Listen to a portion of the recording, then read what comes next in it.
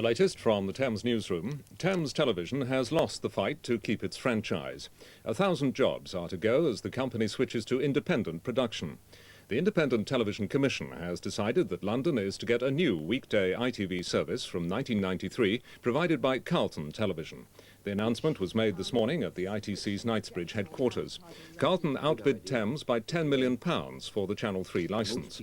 The ITC say they considered making Thames a special case. I think it's fair to say we spent longer looking at the case as between Thames and Carlton in that respect. But at the end of the day, the Commission decided that it could not invoke exceptional circumstances in the case of Thames, and so therefore the award went to Carlton. The Thames news so far. I'll be back at 1:10 past.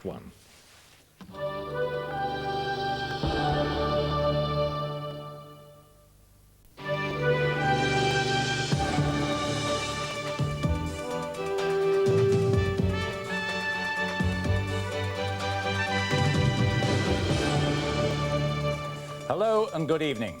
The television franchise battle is over. Tonight, celebrations for some, but recriminations and huge job cuts for others. The losers, Thames Television and TVAM. 1,400 jobs will go.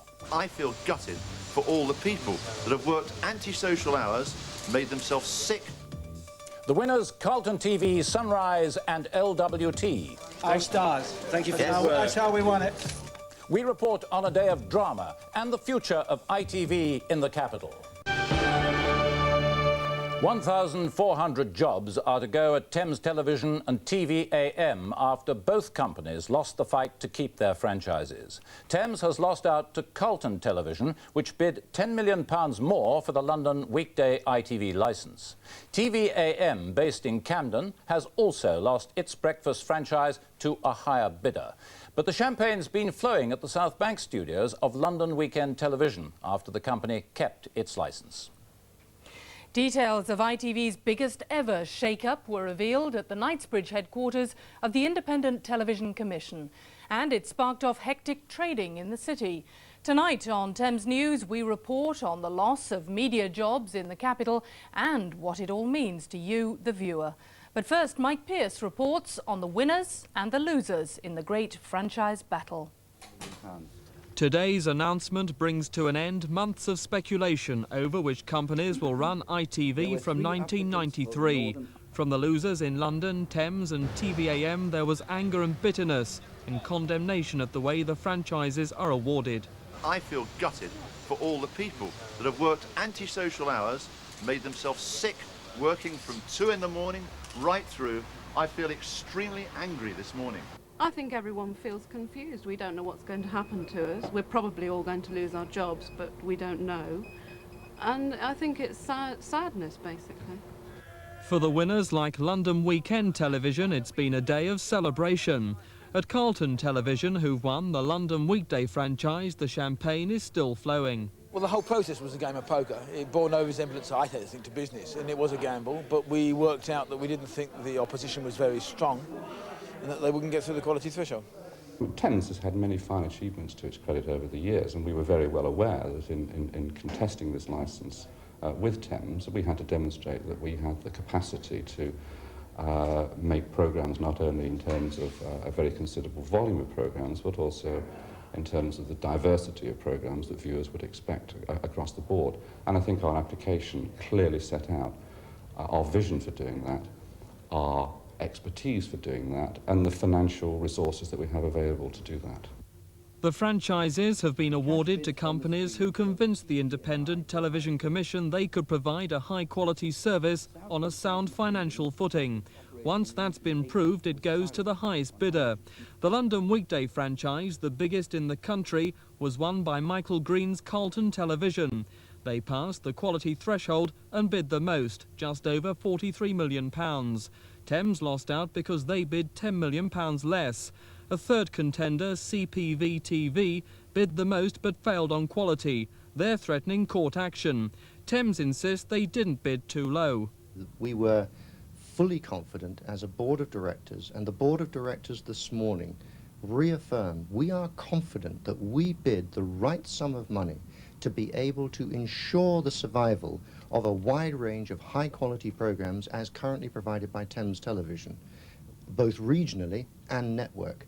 And we do know that business. We're extremely experienced at it, and my 1,400 staff are very, very good at it. London Weekend have held onto their franchise. A rival, London Independent Television, bid 4 times as much, but were rejected on grounds of quality. For the breakfast franchise, 3 companies in the running all passed on quality. The winner, Sunrise Television, bid the most, over £34 million. Daybreak bid slightly less. TVAM lost out because they bid just over £14 million. The £14 million bid was a proper and sensible bid given the exigencies of the business. I do not believe that Sunrise will be a profitable company. I predict that Sunrise will be bankrupt in 1994. The important thing is to appeal to the audience that already exists for breakfast television, and that is desperately important to us. So although we're going to be different, we're certainly not going to alienate the viewers who are already keen on breakfast television. Thames started broadcasting 23 years ago and is currently ITV's biggest contractor. The company intends to continue as an independent producer, making its most popular programmes like Minder and The Bill, which it will then sell. All those programmes currently enjoyed by viewers are clearly at risk. It will be our job, however, and we've made it perfectly clear this morning, we intend to continue as a powerful and successful independent production company which would sell those titles and new productions and repeats from our extensive library to other broadcasters. It all means in January 1993 we'll see the biggest shake-up in British television for 25 years. This is Mike Pearce for Thames News.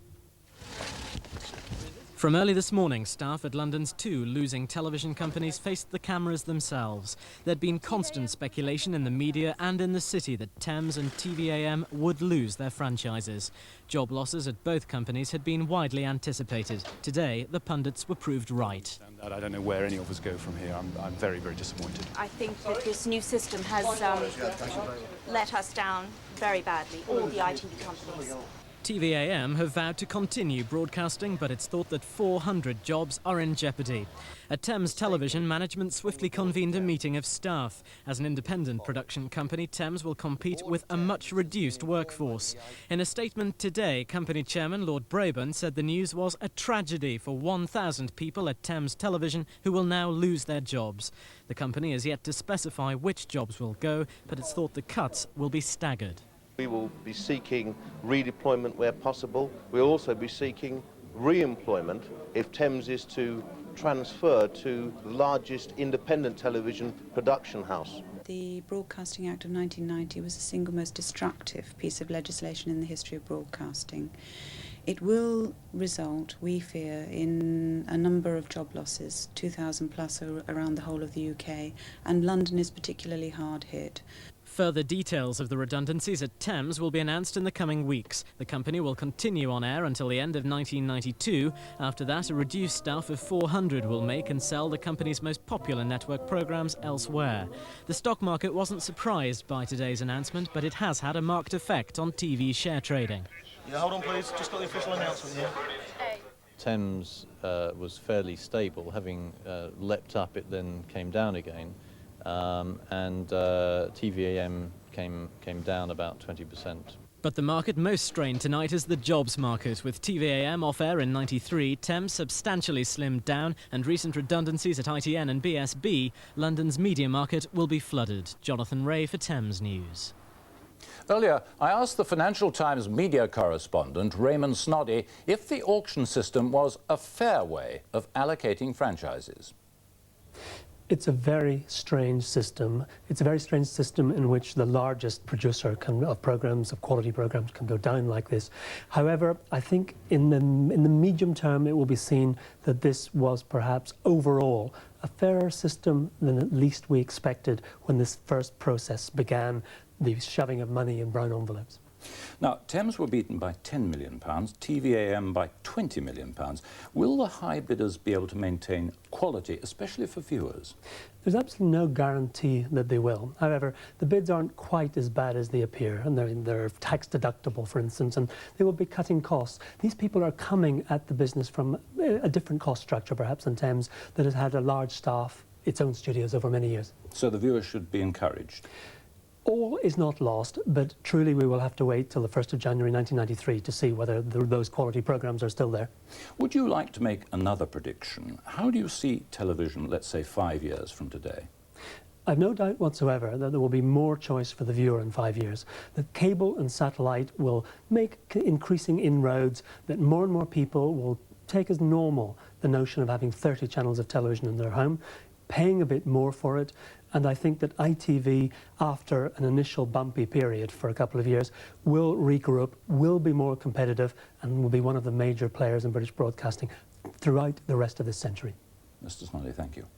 Main story tonight, 4 of the existing ITV companies, Thames, TVS, TSW and TVAM, have failed to win new franchises. They'll stop broadcasting at the end of next year.